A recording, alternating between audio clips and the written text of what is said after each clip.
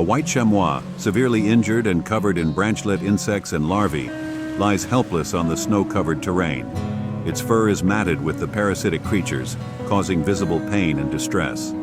The rescue team, dressed in bright uniforms, arrives swiftly, their snowmobiles kicking up powder as they approach the chamois.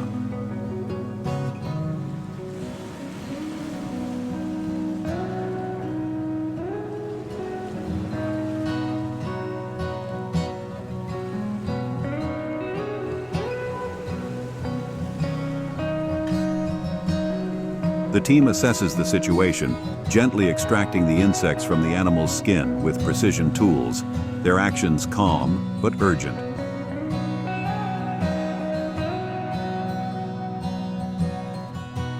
After treating its wounds and removing the parasites, they feed the chamois a small portion of food, offering care and compassion as it slowly regains strength.